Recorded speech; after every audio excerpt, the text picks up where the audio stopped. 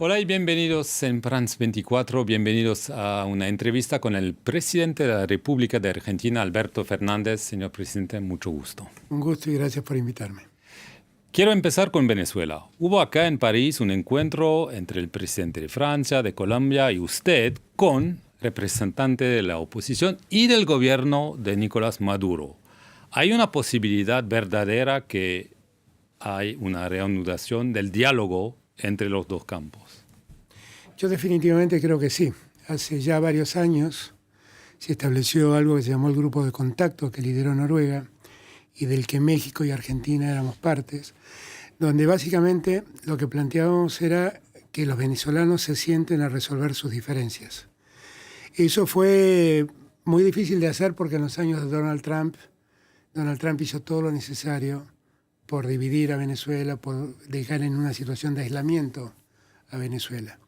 El presidente Macron nos convocó y creo que hemos dado un paso muy importante para que vuelva a reanudarse el diálogo entre una parte de la oposición que sigue resistiendo a dialogar con el presidente Maduro y el gobierno del presidente Maduro. Digo una parte de la oposición porque Venezuela tiene un sistema electoral que se va desarrollando en etapas. Primero se eligen alcaldes, después se eligen gobernadores de estados y finalmente se elige el presidente. Y elecciones de alcaldes y de gobernadores ya se han hecho en procesos electorales donde participó la oposición y fueron absolutamente incuestionables. Y hay datos muy relevantes para demostrar la transparencia de esos comicios. Por ejemplo, el estado más numeroso en habitantes y en votantes, que se llama Zulia, fue ganado por la oposición. El estado donde nació Chávez fue ganado por la oposición.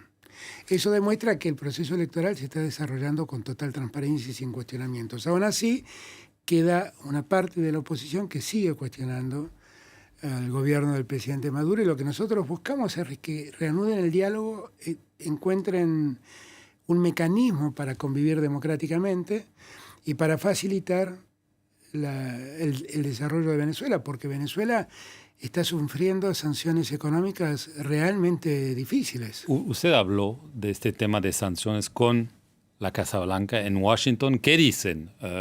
Creo que usted conversó con Jake Sullivan, el Consejo de Seguridad, sobre este tema. Lo he hablado muchas veces y yo creo que... ¿Están cambiando? Las sanciones económicas que aplicó Trump fueron realmente brutales sobre Venezuela.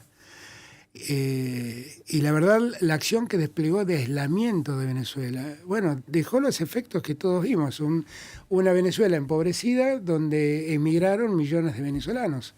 Ahora, yo creo que el gobierno del presidente Biden tiene una mirada más razonable sobre el conflicto y yo creo que podemos ir camino a que ellos también se incorporen a ayudar a una solución definitiva. Aliviando las sanciones. Por ejemplo, claro. También la Unión Europea tiene que trabajar en ese sentido, porque el mismo día que nos reuníamos con Macron y con Petro, ese mismo día la Unión Europea volvía a renovar las sanciones sobre Venezuela. Entonces, eso hay que terminarlo, porque eso Hay que terminar con el reconocimiento de Juan Guaidó.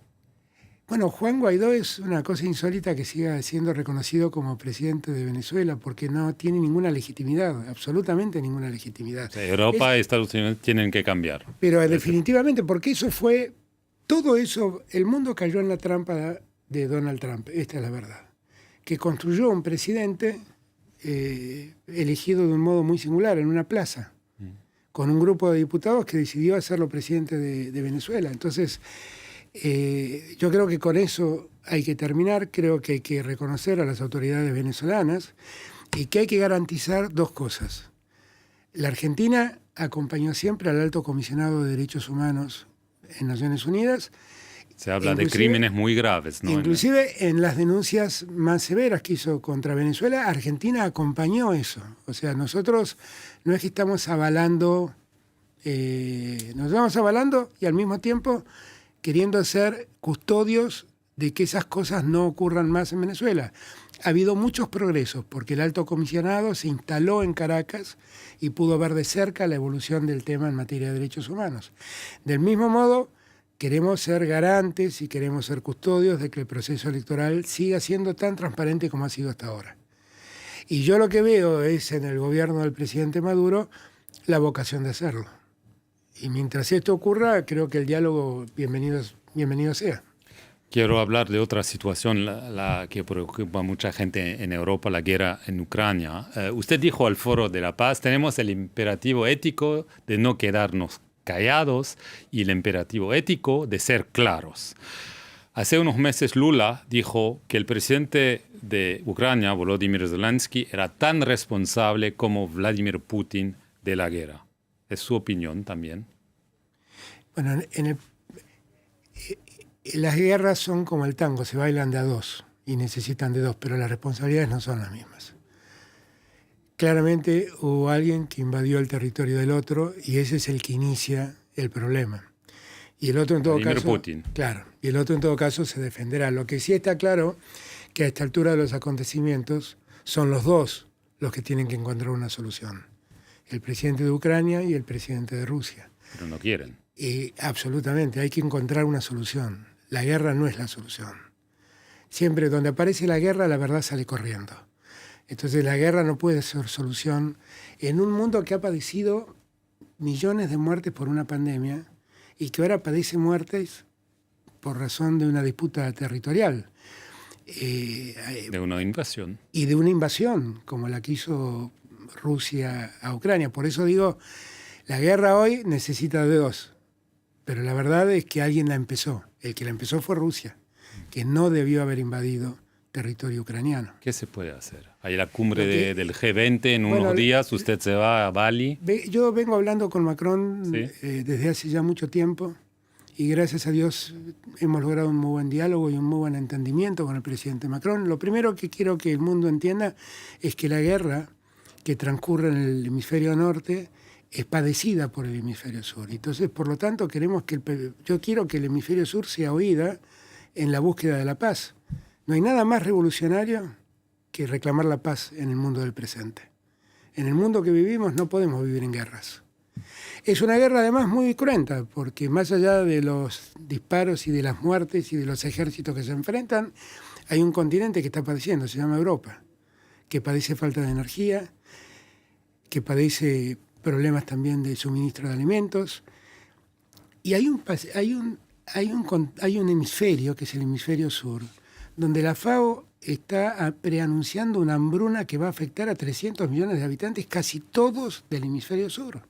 Entonces, nosotros no podemos ser complacientes con esa realidad. Y por eso estoy planteando que nos sentemos para exigirle a las partes en disputa que se sienten a buscar una salida dialogada, que cese el fuego, que se sienten a encontrar una salida y que terminen con esta guerra que está afectando a muchos, mucho más que Europa, mucho más que Europa.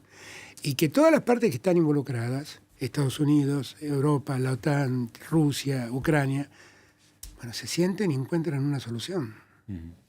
Al G20 habrá también el primer ministro de Gran Bretaña, Rishi Sunak. Obviamente, el Reino Unido dijo que iba a negociar con Mauricio la devolución del archipiélago de Chagos, pero con las Malvinas no pasa nada. En la última reunión del G7 tuve una reunión bilateral con Boris Johnson, que en ese momento era el primer ministro. Se cambian mucho. Parece que pasó mucho tiempo, ¿no? Y lo que le dije es, podemos hablar lo que quieras sobre la relación argentino-británica, pero lo primero que hay que hablar es el tema de Malvinas. Para nosotros eso sigue siendo una cuestión pero no hay movimiento. Bueno, porque no el Reino Unido se niega a cumplir la resolución de Naciones Unidas que lo obliga a sentarse en una mesa de negociación para resolver el problema de la soberanía argentina. Se niega a eso. Y ha convertido a esas dos islas en una base militar en el Atlántico Sur, que como toda América del Sur es una zona de paz. Es una zona sin militarización. Yo espero que en algún momento el Reino Unido recapacite y renueve su vocación de diálogo, o la haga nacer, no sé, renovarla no, la haga nacer, que nazca su vocación de dialogar y que de ese modo podamos sentarnos a discutir lo que verdaderamente nos importa, que es recuperar la soberanía territorial argentina. Al G20 también creo que habrá una reunión con la titular del Fondo Monetario Internacional, Kristalina Georgieva, tal vez para revisar el acuerdo de marzo o tal vez para reclamar que el FMI elimine los sobrecargos, ¿no?, que cobran a los países endeudados como Argentina. Usted sabe que la Argentina fue endeudada por el gobierno que me precedió de un modo muy irresponsable. Y el Fondo Monetario Internacional fue muy irresponsable por el modo en que prestó ese dinero. Tuvo un solo objetivo, que fue un objetivo político, que era beneficiar al gobierno saliente. Pero la realidad es que, dejando esto de lado, le dejó a la Argentina una deuda que varias generaciones van a tener que pagarla. Como el monto fue tan alto, Argentina accedió a un crédito que es en mucho más de lo que puede recibir. Entonces, por ese exceso de créditos, paga un interés especial que significa triplicar la tasa de interés que el Fondo Monetario cobra. Para nosotros eso es algo insostenible. Y venimos planteando ya desde el G20 de Roma. Sí, hace mucho tiempo, ¿no? Claro, venimos planteando que esos sobrecargos terminen. ¿Pero qué dicen? ¿Qué dicen el FMI? Bueno, el FMI de alguna manera también se solventa con esos sobrecargos. Pero lo que pasa es que ahora ha pasado la pandemia, pasa la guerra. La guerra este año 2022 a la Argentina le costó 5.000 millones de dólares esta guerra, que es plata que tuvimos que usar, dinero que tuvimos que usar para pagar energía más cara, alimentos más caros y fertilizantes más caros. Y nosotros lo que necesitamos ahora es que el Fondo Monetario entienda que después de la pandemia y después de la guerra, estas cosas deben ser revisadas. Una de las víctimas de los sobrecargos se llama Ucrania, que también está sobreendeudada. No se trata de que no queremos pagar los intereses que correspondan. Lo que no queremos es ser tratados con una suerte de intereses punitorios que son realmente desmedidos. ¿Y qué dice el FMI? ¿Usted cree que al final va a cambiar o...? Yo creo que Kristalina Georgieva tiene vocación de hacerlo, pero es una decisión que tiene que tomar el board del Fondo Monetario. Y ahí es donde viene la disputa y viene la parte más difícil. El acuerdo de libre comercio entre el Mercosur y la Unión Europea está estancando desde el 2019. El jefe de la diplomacia europea dijo que piensa que el año que viene por fin se puede concretar. ¿Usted piensa que sí? Estuve hablando con Borrell en Buenos Aires cuando me visitó hace 2 semanas atrás. Ese acuerdo Unión Europea-Mercosur lo firmó el gobierno que me presidió de Mauricio Macri y lo firmó el gobierno de Bolsonaro. Es un acuerdo muy difícil de implementar para economías como la de Brasil y la de Argentina. Tendríamos que revisar algunas cosas para poder implementarlas. Yo creo que el vínculo entre la Unión Europea y el Mercosur debe ser un vínculo privilegiado. Yo creo en eso, creo en ese acuerdo. Pero ese acuerdo tiene que tener en cuenta las asimetrías que existen. Si no se tienen en cuenta estas cosas, vamos a tener problemas. El presidente Macron hizo mucho hincapié en la desatención de Bolsonaro sobre el cuidado del Amazonas. Sí. Y yo comparto su mirada. Pero ahora está Lula, y esa mirada desaprensiva sobre el Amazonas va a desaparecer. Pero lo que va a dejar al descubierto es que Francia no quiere terminar con los subsidios agrícolas, que es una de las causas que también impiden el acuerdo. Hay además un aspecto del acuerdo que hay que atender muy especialmente, que es el acuerdo, todo lo que versa sobre la industria automotriz. Argentina y Brasil son los 2 productores de automóviles para toda América. Y la irrupción de la industria europea automotriz puede ser un gran problema para nuestras economías. Yo lo que creo que debemos volver a sentarnos, ver estos 2 problemas, el problema agrícola para parte de Europa, el problema automotriz para Brasil y Argentina. Ver de estos 2 temas, ponerlos en un paraguas, ver cómo podemos avanzar con lo demás, porque la vocación existe, sin ninguna duda. Sí, pero 2023 parece difícil. Yo creo que es difícil. La situación en Argentina, hay mucha inflación. Se habla tal vez de 100% al final del año. El gobierno está tomando medidas, pero parece que no alcanza para frenar la inflación. Es que tenemos exactamente el mismo problema que tiene todo el mundo, ¿no?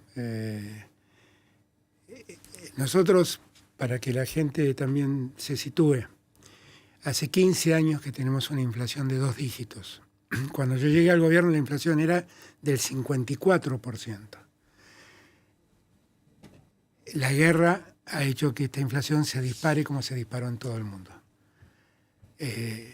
Multiplicamos por 2 la inflación que teníamos, cuando en otros lugares del mundo se multiplicó por 8, por 9 y hasta por 10. Lo cierto es que es un problema que estamos trabajando porque la inflación definitivamente afecta a los asalariados, a los que viven de un salario. Y lo que hacen es restarle valor al salario de la gente.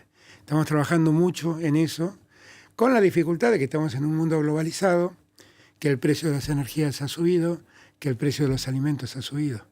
Y la combinación de ambas cosas generan este problema. Pero eso también, lo que usted dijo, puede ayudar a Argentina, ¿no? Bueno, energía, alimentos. Hay unas personas que dicen que la guerra en Ucrania tal vez no, una buena cosa para países como Argentina. Yo efectivamente creo que para un país productor de alimentos y un país que es la segunda reserva de gas no convencional del mundo, es una gran oportunidad. Que somos, junto con Chile y Bolivia, tenemos el 66% de las reservas de litio del mundo. Hay una gran oportunidad. Yo lamento que la oportunidad sea como consecuencia de una guerra. Quisiera que la oportunidad se nos dé sin la guerra. Nosotros vamos a tratar de ser parte también de la solución de los problemas del mundo. Queremos ser proveedores de energía de Europa, queremos ser proveedores de alimentos de todo el mundo. Pero esos aumentos de precios que se ven en todo el mundo también repercuten en Argentina. Quiero hablar un poco de la situación política en Argentina. Hay tensiones entre usted, la vicepresidente Cristina Kirchner. Esas tensiones, normalmente hay una primaria para elegir el candidato para la elección de 2023. ¿Van a tener luego esas primarias? Miren, nosotros yo siempre digo lo mismo frente a esta pregunta. Primero, las tensiones no son tan importantes como las presenta la prensa. No son tan importantes, francamente no son tan importantes. ¿Tenemos miradas diferentes en algunas cosas? Sí, las tenemos, es así. Ahora, lo que todos estamos seguros es en la necesidad de seguir juntos para evitar que el pasado vuelva a la Argentina. El pasado fue el que nos endeudó como nos endeudó. El pasado fue el que cerró 23.000 pequeñas y medianas empresas. Ese pasado no queremos volver. No queremos volver. Y para eso tenemos que estar unidos. Vamos a resolver las cosas como se resuelven en democracia. Y seguramente vamos a trabajar y hablar en su momento con todas las partes integrantes del Frente para buscar las mejores salidas, los mejores caminos. Mi responsabilidad en este tiempo es gobernar y resolver todos los problemas que usted me está preguntando. El problema mío es la inflación, el problema mío es el deterioro de los salarios y tengo que concentrarme en la solución de esos problemas. Tenemos muy buenos datos en la economía argentina. Por ejemplo, por primera vez desde el año 2007 la Argentina va a crecer su Producto Bruto 3 años consecutivamente. Hemos creado 1.300.000 puestos de trabajo. Tenemos récord de exportaciones y récord de inversiones en Argentina. Con lo cual, las perspectivas económicas son buenas con el problema de la inflación de la que hablamos. Yo me tengo que ocupar de resolver esos problemas. Y cuando llegue el momento de la elección, lo resolveremos como lo resolvemos en democracia. ¿Usted quiere ser candidato? Yo no pienso en eso. Yo, de verdad. De corazón, es difícil creer un político. No, pero con toda franqueza, mi mayor preocupación es que la Argentina de una vez por todas entre en una senda de crecimiento y de mejor distribución del ingreso. Esa es mi mayor obsesión. Yo sé que hemos hecho una presidencia, además, que en términos de calidad institucional ha sido intachable. Muchas de las malas prácticas que en la Argentina de los últimos años y décadas se han visto, desaparecieron durante nuestra gestión. Y yo de eso estoy muy orgulloso. Y creo que quiero dejar los cimientos firmes para que en el futuro no vuelvan a darse esas malas prácticas. ¿Y la decisión será cuándo, más o menos? Cuando llegue el momento de las PASO, que esto será mediados de año. Quiero hablar del Mundial de Fútbol. Empieza bueno. en un par de días en Qatar. Existe una gran polémica en Europa en torno a las condiciones laborales de los trabajadores extranjeros, ¿no? El ex director técnico de la selección de Argentina, Jorge Sampaoli, dijo hace poco: la FIFA determinó jugar en un lugar que no se debería haber jugar, todo por la plata, todo un negocio. ¿Cuál es su opinión sobre este tema? Uy, qué tema. La verdad es que, bueno, la definición de Qatar como sede hizo explotar el FIFA Gate. Esta es la realidad. Ahora, ya es un hecho consumado. Tenemos que ir a jugar al fútbol a Qatar y tenemos que ver de ganar el campeonato mundial, que es lo que queremos los argentinos. Todo lo demás, si yo emitiera un juicio, sería un irresponsable. Siempre suelo decir que como me siento muy libre, digo lo que pienso, pero como soy responsable, pienso lo que digo. Entonces, es un tema delicado ese. Está claro que hay un gris en este mundial que quedó evidenciado con el FIFA Gate. Pero lo que debemos pensar ahora los argentinos es en ver cómo ganamos con Messi el Mundial. Tenemos un gran equipo y un gran técnico. Sí, vamos a hablar un momento, pero en la historia hubo un Mundial en Argentina. Sí. En 78. En la dictadura militar. Sí. La Argentina ganó, pero también hubo muchas discusiones sobre el tema. ¿Se debe organizar un Mundial en un país? La realidad es que el Mundial en Argentina fue resuelto antes de la dictadura. Sobrevino la dictadura y se jugó. Los que fueron campeones en ese mundial, la verdad es que dieron todo por salir campeones. Pero bueno, siempre queda, esas discusiones siempre existen, ¿no? La mácula de una dictadura siempre existe. Pero creo que los que jugaron y fueron al campo de juego y representaron a la Argentina lo hicieron dejando todo de sí, todo de sí. Y de hecho el técnico de la selección argentina de entonces era un hombre que era reconocido por su distancia con la dictadura. No era precisamente un hombre cercano a la dictadura. Bueno, y entonces ahora solo hablando de fútbol, última pregunta. Sí. ¿Quién va a ganar el Mundial? ¿Argentina con Messi o Francia con Mbappé? Bueno, que gane el mejor, pero mi deseo es que gane Argentina definitivamente. Creo que Messi lo merece. Creo que tenemos un gran equipo. También lo tiene Francia, hay muchos equipos, Alemania, Brasil tiene un equipo impresionante. Va a ser un mundial muy competitivo, creo yo, muy competitivo, donde Argentina creo que llega en las mejores condiciones porque tenemos un técnico que ha sabido buscar jugadores con hambre de gloria. Y eso creo que es el mayor potencial que tenemos. Especialmente para Messi al final. Messi además lo merece porque es un jugador extraordinario, de una humildad increíble.